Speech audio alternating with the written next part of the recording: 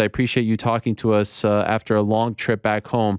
Could I ask, when did you start to feel like the weight would be an issue for Khamzat? I started feeling that the weight would be an issue, like maybe like I didn't think that weight was going to be an issue, to be honest with you. Really? Because because we always come in at that same weight. It was just this time it was just very hard to take the weight off. When did you guys get to Las Vegas? We got a little bit late. That's the thing. We got a little bit late in Vegas because we came in like on Thursday. We usually come in like 2-3 weeks before the fight, but we got in a little bit late this time, and that was the only difference in everything. That was the only difference. The only difference was that you guys came a little late. Yes, we came a little bit late. We usually come when it's a Vegas fight. We usually come like about 3 to 2.5 weeks before. Okay, so 3 to 2.5. And this time, why did you come later? Because there was a little bit of visa issues and things like this, like all over the world now, and it's just taking time with everything. So we just it was in the middle of the summer, and difficult to get times in the embassy and things like this, So it was like the red tape things, Was the fight ever in jeopardy? Was it ever in jeopardy of him being removed, him being taken out of the fight? No. Okay, so there's no jeopardy in the fight ever happening, but not happening. I mean, right. But like the Vegas trip, there's like Ariel, there's a lot of excuses that we can come up with now. Like at the end of the day, like we didn't make weight, and the physician came because there's a lot of people that are saying, it was Andreas' decision. Let's just made an interview now, and I don't know, I can't remember if I said it or not, but this is what happened. Like the physician, under the physician's advice not to continue cutting weight, I made a decision. And if a doctor tells you that you should stop cutting weight, then, I'm not a doctor. I better listen to him, yeah? Are you still there, Andreas? Yeah. Can you hear me? Yeah. Okay, so we're having a bit I asked the question. Okay, the issue is, I have to be 100% honest. I can't see you right now for some reason, and I think there's an issue with the Zoom. We're going to send you another Zoom link, and then because I can't see you, and honestly, I can't focus because I can't see you. Okay. So we're gonna text you another Zoom link right now. Okay. It's going to come to your WhatsApp in a second. All right, because I want to see you right now. This is kind of driving me. Just log out. Just log out. What? So just leave the just leave the. No. Close this one, and we're going to text you another Zoom link right now. Okay, great. Thank you. Right. Sorry.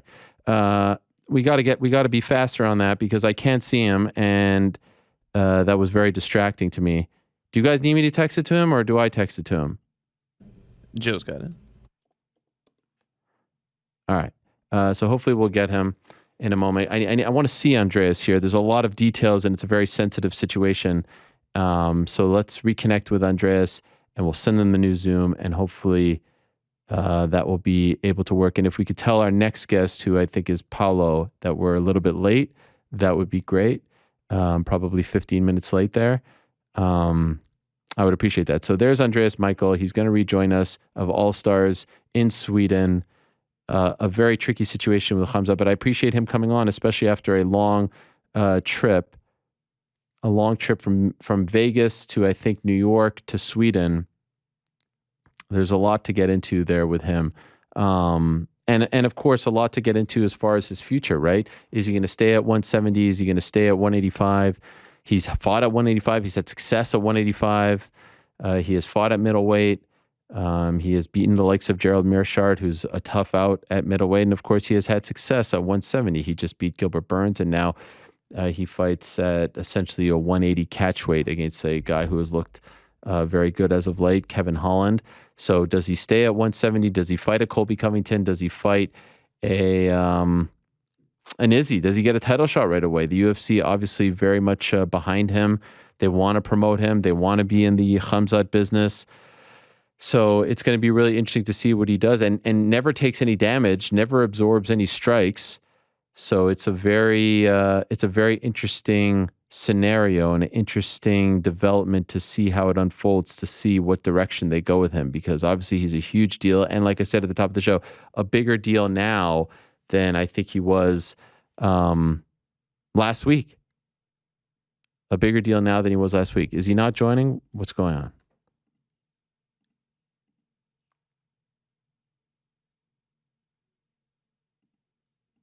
Is it time?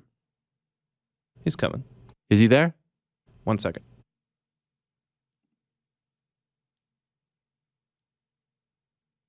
Okay. Great. Here he is. Andrea, I see myself. There he is. All right, perfect. Andreas, sorry about that.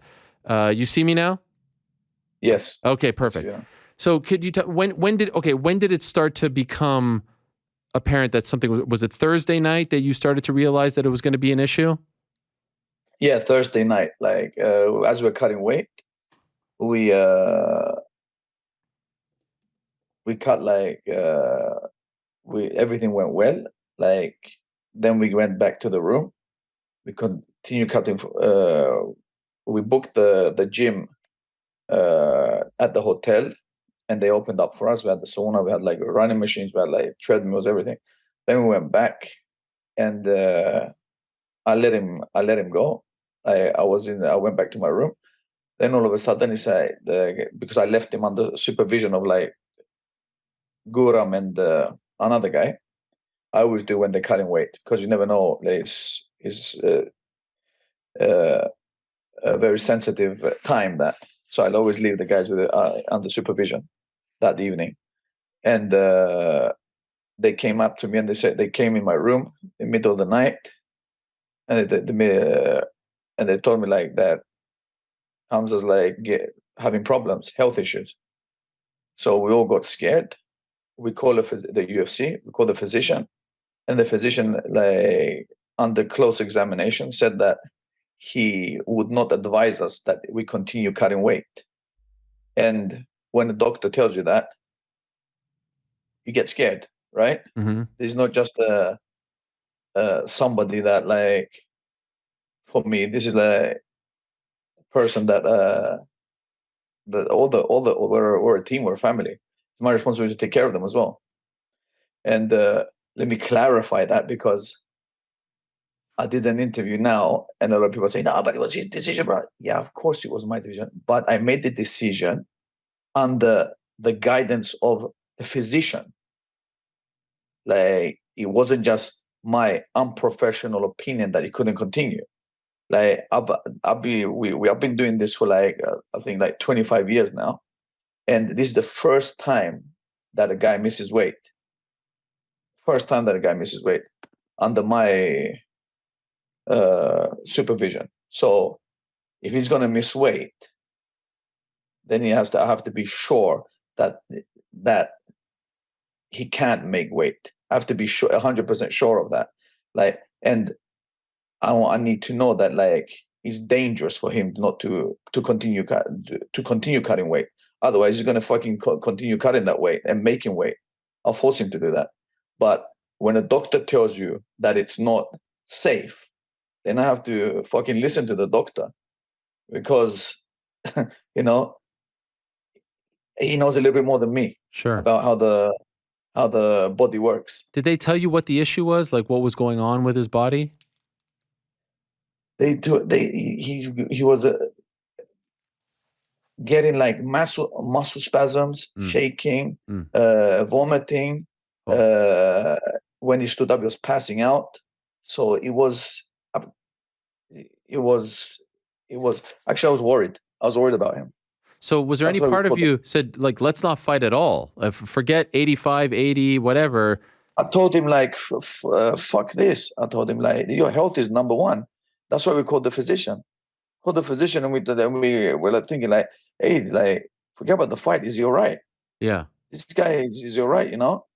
Like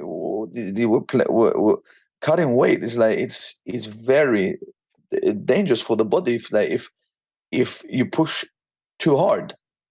And I just wanted him to be okay. And I thought to myself, like, okay, if this means that I'm going to risk his health, then I've got to make an executive decision now, and I've got to be a leader and do what's best for him. I talked to the doctor, and I said, "Doctor, what do you think?" The doctor told me, like, listen, like, I don't advise that you continue cutting weight. The doctor said to me, I do not advise you to continue cutting weight. And I want to like point this out, because there's a lot of different stories. Every time I give one interview, people are picking up like things, small things, and manipulating them and making their own things up. This is exactly what happened. And this is like, I'm not manipulating. I'm not trying to find. Like, there is no conspiracy theory. Of course, we would have loved to have the legacy fight with Nick Diaz. Of course. Are we crazy not to want to fight that fight? Right. That's like it's not going to happen again. We missed our chance there. Right. You know, like everyone says that, like, you know what, like, he wouldn't have given you anything. Of course he would have given us something. That fight is like, is you're fighting like a big name, a popular guy, and you're building your brand up.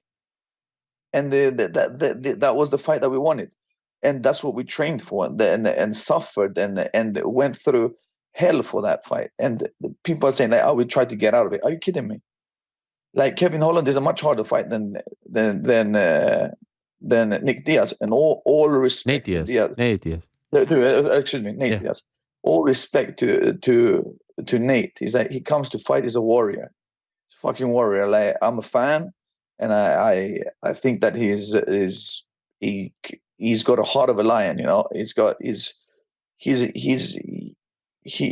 comes like, and he brings it. You know, he's not someone that we take lightly, and we know that, like, he's a guy that, like, is gonna come to win. But you saw what do you think would have happened? Like, if I'm asking you now, what do you think would have happened, like, if Khamzat fought him? Oh, no. Can I be honest with you 100%? I didn't like the matchup because I felt like it was a mismatch, because I feel like a legend like Khamzat is on a different level right now. He is a horrible matchup for Nate. I'm letting you answer that, because if I answer it, no, we all know that. He was a plus 1,800 underdog. I'm just saying that if I answer that, people are going to say that I'm hating and all this. So I'm letting you answer, because you're out of all the years that you've been like a commentator, like a analyst and all this, like the performance that he gave on Saturday, and the performance that Khamzat gave on Saturday, your opinion of what would have happened in that fight was, like you said, yeah? Yeah, well, of course. That's why, listen, we all know what was going on. Nate was on the last fight of his contract. The UFC gave him the toughest guy possible to make him look bad on the way out. We're not dumb. If Nate would have re-signed, he never would have gotten Khamzat. They would have given him someone like Tony or Dustin Poirier, someone more at his level. But he didn't re-sign, so they wanted to make his stock drop on the way out. Unfortunately, the whole thing blew up in their face. I don't know about that. The politics, I don't know about that. Oh, it's 100%. I'm just talking pure matchups and fighting wise. For us, it's great, because of course, it's a huge name. I don't begrudge you for saying yes to the fight. 100% you should say yes to the fight. It's a huge opportunity. For me, I don't get involved in the politics. The UFC has been nice to us. They've been like great to us, whatever, you know. Yeah. Like the politics is something else that we can get into, like, and talk for hours. But this fight here, like, if I say my opinion as a coach, then it's like all of a sudden I'm hating. And, you know, I'm not hating at all, because I have a great respect for everyone and anyone. And what I'm just talking about what we saw on Saturday. And what we saw on Saturday was that Kevin Holland was a game fighter. Kevin Holland is dangerous. And Khamzat walked straight through him. Kevin came to me after the fight and said, my God, this guy's the real deal.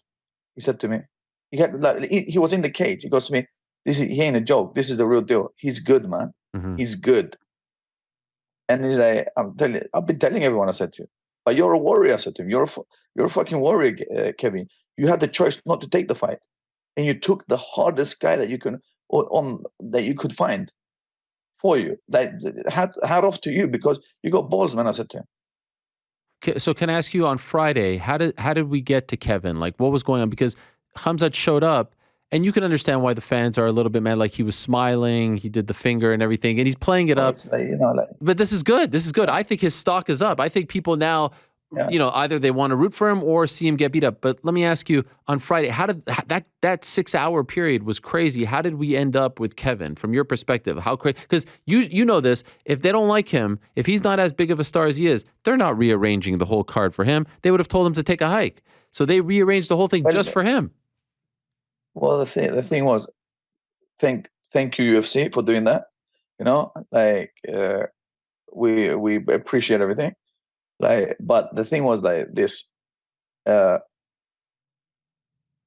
He wanted to fight Nate. Mm-hmm. And he said, listen, the doctor told me I can't continue. I said to him, the doctor told you can't continue. And I'm going to stop the weight cut, I said to him. I'm going to stop because I can't, with all honesty, I can't go against the doctor's words. Think if something happens, I'm not going to forgive myself, So what I said to him was that you better prepare yourself that you're not going to get a fight now. And he goes, listen, tell them I give them my purse. I'm going to give them my purse to Nick. I just want to fight, he said to me. To Nate. Let me stop that. To Nate. Yeah. But sorry, I'm jet lagged. I know. I landed today, actually. I know, it's crazy. I appreciate it. Lunchtime. So the Nate, just give him my purse, he said. I want to fight. Please tell Nate I'm sorry. I just want to fight. I trained hard for this. I don't want the fight to disappear. I'm sorry to Nate that he's cut weight and he's done everything he should. My body can't take this. For me, it's not hard fighting. For me, it's not hard training. The hardest thing for me is when my body shuts down, when I'm taking the weight. And I wanna make it worth his while, and I want to give him my whole purse. And he said that. Then the UFC went back and started discussing, and they started this and said that, and and the rest is what happened. Okay. They came to us, Kevin Holland, 5 rounds. Kevin was and Khamzat were talking. Oh, that is a show. It's a show, Ariel. Yeah. The guys love each other. It's a show. After the fight, they hug each other. They say hello, girl, let's go, whatever. It's a show to sell the fights. It's a show to bring the pay-per-views in. I don't get involved in that stuff. Let the guys sort that out. All the beef and all this shit that's happening. What's going on between them. But Kevin was honestly up for it. He wanted to make a name for himself as well, in the middleweight, in the welterweight division, and he wanted to get ranked, and he took a chance. And that's why I'm saying that Kevin's a warrior, because he took a chance. He took a chance willingly. He took a chance, and he put himself in the position either to make or break. And respect to Kevin. And I was more worried about the Kevin fight, because Kevin is he's tricky. Okay, but he's no wrestling about and all this.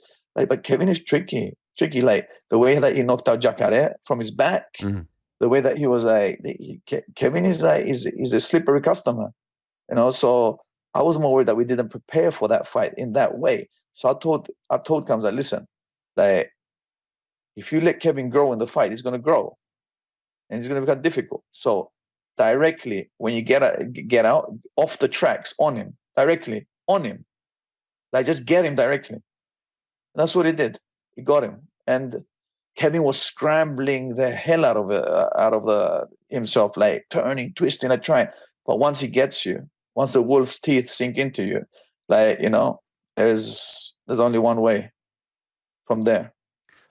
So considering the issues, getting down to 170, Do you want to see him fight now at 85 so that he doesn't have to put his body through this?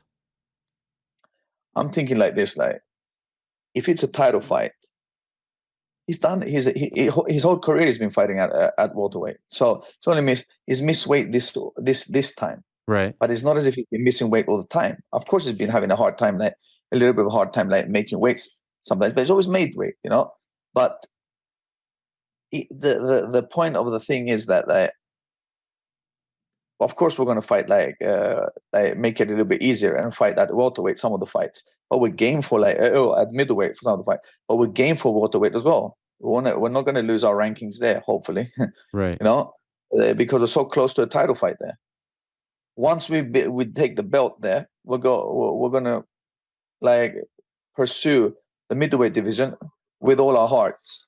Right now, we like. Some fights are going to be at middleweight. Some fights are going to be at welterweight. Worthwhile fights. But that's up to the UFC, of course. Like, that's not up to us. But we started this camp heavy. That was what the problem is as well. We started this camp heavy. We got an offer to fight Nate Diaz, and we could earlier than this in August. And it was too soon because he was heavy. Then they moved it like 10 days up. And it was, I believe that it was like we started just too heavy this camp. Yeah, we should have had like a little more discipline and held our weight like to a reasonable level, like to a reasonable weight, like closer to the one that he's training at and going into camp. But that's about that. That's basically about it. Like, there's we can find a lot of reasons and excuses and all this. Like, at the end of the day, yes, it was like, I'm not slagging off Khamzat. Is like a magnificent fighter, like, and it's like I love him to death. And what I'm saying is that it was absolutely unprofessional from our side not to make weight. Anyone that doesn't make weight is unprofessional, absolutely. Like, and I want to like excuse us to Nate's camp, like for that. We should have, like, of course, made weight, and there is no excuses. I can sit here and tell you like, but it was this, it was that, whatever, blah blah, like, just wasting time. The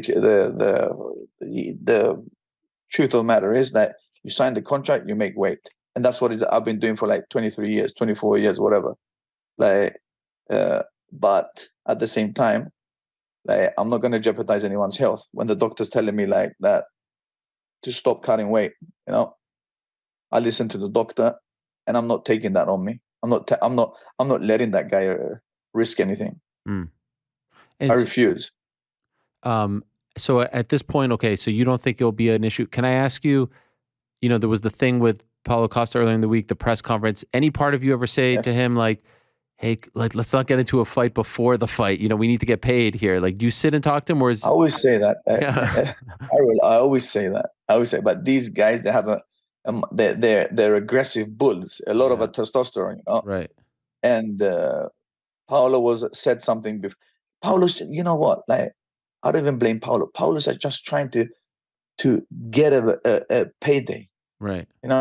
Right now, like, Khamzat is in everyone's bullseye. He's the one that like that's starting to make the name, that make waves, like that's in favor, like that, and everyone's just calling him out to get a payday. And I understand that it's a business. You want to take care of their families. So Paulo started something, and when you say something about Khamzat, he checks you on it. He just doesn't let it slide. And Paulo said something like a couple of days before. I didn't even know that when the shit happened. I was just like, what the fuck is happening here? Like, and Khamzat said, and the rest is history, and it started. So it's just like trying to promote fights and like get fights, all this stuff, which is like a lot of energy consuming from our side. Yeah. Like, just like Yes. the coaches get drained, It's exhausting. Would you like to see him fight again this year? Of course. I'd like to see him fight again. When? Yes. I would like to see him fight at the end of the year. Against? End of the year would be like, hopefully at the end of the year, we'll see. We'll see what's happening now. But we'll see, like, when the smoke settles, we're not actually loved right now. There's a new villain in town. Listen, I don't know if you're loved by the audience, but I think that the UFC loves you. I think Dana White loves you. We've seen him get mad at people for not. He was praising Khamzat. He didn't find Khamzat from what I understand. So, like, I think the UFC still loves you. And by the way, I think the fans love to hate Khamzat. And that's not a bad spot. A lot of people have made a lot of money being the villain. And it seems like him and Darren, they like being the villain. So it's not a horrible spot. They're just being, like, irritating. Yeah, it's fine. That's okay. They like to say what they feel, do what they feel, and they're just straight up honest. Straight up honest. I think Khamzat likes being the villain more than the good guy. I think so too. Actually. I think so too. So there you go. I think so too, because like it comes natural to him. Right. What about natural to him? Like, I think, like, but he's like, I'm serious. He's a good person. He's good to his camp. He's good to his people. He's good to his like coaches. He's good to everyone around him. It's like the villain is just something that, like, happened because of certain situations. And I'm saying, like, if you talk shit about him, he's gonna check you. He's gonna come and say it in your face. He's gonna look at you in the eye, and you have something to say to me about me. Look at me in my eye and say it. That's the type of person he is, And I'm trying to tell him, like, like, he's learning. All of this is like, it's a learning experience. Don't forget, it's like, what is this, the four and a half, fifth year that he's doing this, So what he's learning now is that he shouldn't listen to and take into consideration everything that everyone is saying.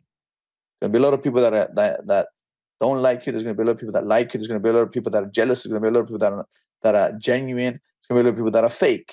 There's going to be a lot of people that are this. There's going to be a lot of people that. Like, and you can't stop people from talking.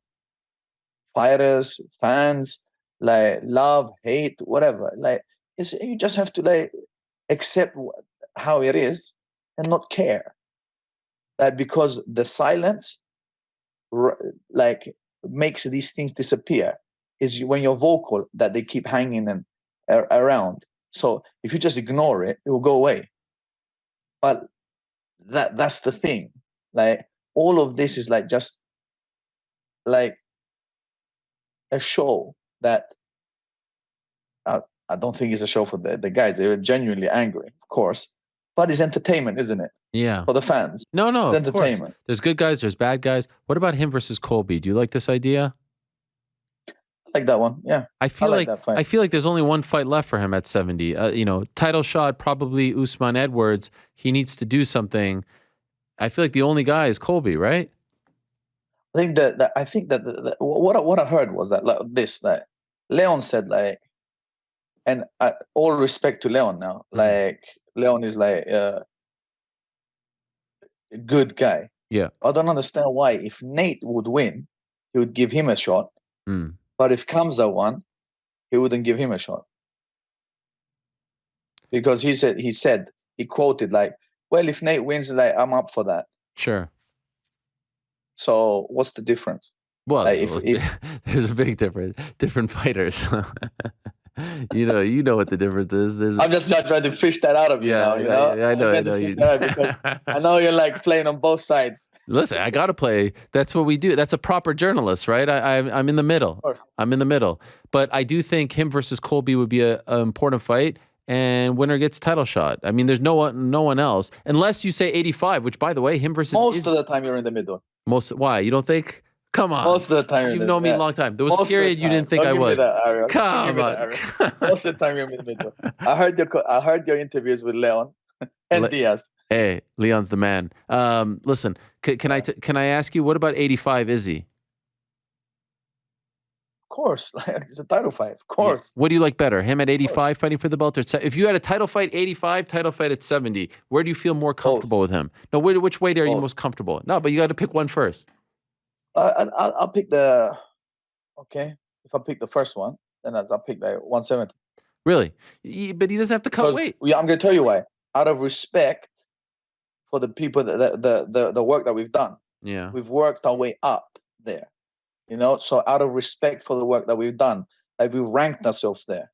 We've gotten there. It wasn't just given to us. We've gotten there, you know. And Kevin Holland, wait and see, he's going to beat a lot of people. Kevin Holland. You know, like don't count him out. Kevin Holland is coming. It's just Khamzat, different breed. Yeah. Anything you have to check back home now about his body, just to make sure he's okay, that this isn't, and that's scary what you were saying, throwing up, passing out. This is all, you know, serious stuff. We remember the health issues he had. I know it was COVID, but does he have to make sure everything's okay? Or are you worried about this? Ever since he got corona. Yeah. And all these health issues, he's had a little bit of a hard time making the weight. Yeah. Ever since that issue, yeah. I must be honest with you. Ever since that issue, like his body has been like a little bit off with when it comes down to like pushing it to the last like drop. Like, so that's the, but I'm just speculating now, you know. I'm like I said, I'm not a physician, I'm not a doctor, I'm not anything like that, and I don't claim to be one. Like, I just, when somebody like that has the education and the knowledge tells you to listen, stop cutting weight now. Yeah, that's my advice. And if I didn't do that, I'll be irresponsible. If I didn't do that, I'll be irresponsible as a person and as a coach. That's responsible for the health and safety of the guys, you know. So, and you know, I'm getting the backlash of like all this like hate as well. So I see Mike Dolce coming out. What's going on? There's a lot of backlash towards you. What? It's not you're defending your guy. What do they expect? I don't know. Like, but what do they want you to do? Throw your guy under the bus? Like, that's not going to happen. No. What Mike Dolce is saying, the only reason why he's saying that is because like we had like some guys like coming and helping us nutritionists. Yeah. All of a sudden, like they take it as if all the nutritionists are doing wrong and all this, like and all that. Like, and I went out on the internet and said, like, listen, I'm not letting them sink their teeth into this and make a living. Yeah. Out of it. I'm not letting them do that. I'm telling them that, listen, any opinion, they can just fuck off. I don't give a shit about any nutritionist's opinion. We were there, we know. The guys that we were working with were like magnificent, running after our asses, and they had a hard time, you know, fighting here, fighting there, like when you're gonna eat, like the times were like screwed up, like everywhere, you know. Right. Like all over the place. So these guys are tough to deal with, you know. So like, and then it's like all these nutritionists come up with the super solutions. They should have done this. The nutrition, you know what the nutritionists that we had went through. Yeah, it was like Third World War for them. Yeah, yeah. Like they're telling us one time we're not making it there. We're gonna go. We go for interviews like that. It ends up like being late and this, that, the other day, like they miss it. It was like the whole week was chaos. It was chaos the whole week. You know, it was like it was as if that we were it was surreal. You know, it was very, very, very strange. Like that week. Do you take a couple of days off? Do you take a couple of days off now, or do you go back to the gym? I mean, I'm working tomorrow. Yeah, geez, aren't you exhausted? So never rest. The way that I teach is the way that the way that I preach is the way that I work. Yeah. So like this to me is just like there's a lot of other guys fighting. So it's not their problem if I'm tired. They want to win as well. Sure. So I have to go there and make and help them as well. So I don't really get involved like in this. I said what I said, like I'm saying what I'm saying, like, and I don't really like the problem. The main problem is like why people might be a little bit upset is because I didn't say to the fans to fuck off. I said to the all these experts that are seeing their chance to come in now. You understand? Yeah. Like and show us what we're doing wrong. Right. Like and what the nutritionist did wrong, and what this did wrong, and what that did wrong. Like, and if they knew, they just manipulate the situation, because we had everything that was needed. It was just certain aspects that made things difficult. Yeah, Okay. I can say that made things difficult. We don't have to like keep like No. getting these excuses going and all that. Like, they make weight. Like, a lot of guys are trying to like find out why and when and where, and like, and trying to like this. But Mike, these guys, God bless them. Like, all love. Like, and I'm sure they're gonna find other customers to other clients. We got this. Don't worry about it. Like, we got his weight. His weight's gonna be under control. Don't worry about it. Andreas, thank you very much. Congratulations on the win. Crazy week for you. A lot of people wouldn't come on to talk about all of this, especially after a long flight. So I appreciate you very much. Especially after like what comments I'm going to be getting down here now. Nah, you're Like, good. You're good, man. Ariel, they're gonna slaughter me now. No, they're not. But you know what? Like, if you only say what people want to hear, then you're a yes man. There's nothing Yeah? you said that was controversial here. You said you apologize. We're unprofessional. You said I'm not apologizing for anything. What I'm saying is that if you only say the things that people want to hear, just to be the good guy, I know. then it's that you're a sellout. Yeah. So you got to talk the truth, and you got to say how it is. And if the consequences are that you get like a little bit of poison thrown at you, Yeah. then sorry, that's how it is. All good. You know. Thank you, Andreas. Talk to you soon. Thank you very much. All right. There he is. Andreas Michael joining us. Great stuff from him. And he is right. He came out and he said that we were unprofessional. Apologies to the Nate Diaz team. And we roll on.